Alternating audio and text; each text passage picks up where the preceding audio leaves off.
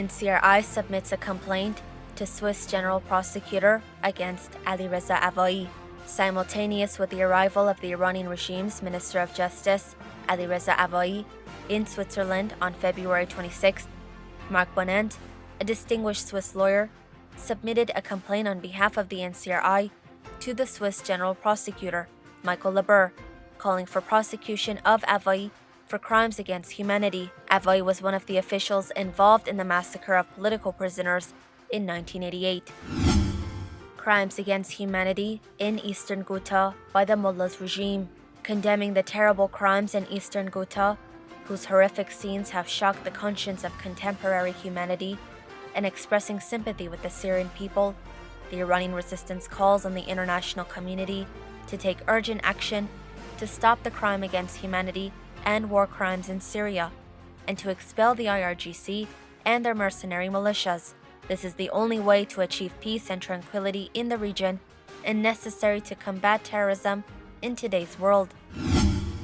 European Parliament condemns the planned speech of the Iranian regime's Justice Minister at UN Human Rights Council.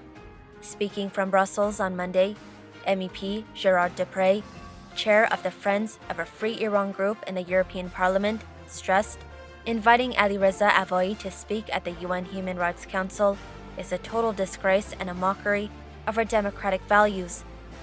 It is an insult to the many victims of human rights violations in Iran.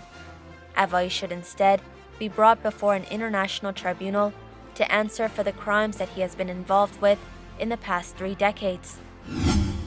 Strikes in protest to closure of border markets of Iran.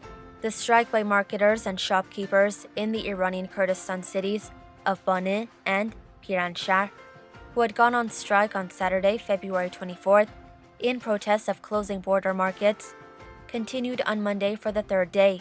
Marketers and shopkeepers in Sardasht also joined the strike on Monday, February 26th, and refused to open their shops. The Mullahs regime, in fear of spreading the strike to other strata of the population, deployed a large number of riot guards, intelligence agents, and plainclothes agents in different parts of these cities. Iran, promoting Unveiling is punished by 1 to 10 years in jail. The State Security Force announced, according to paragraph 2 of Article 639, encouraging people to shun the veil is punishable by 1 to 10-year prison sentences.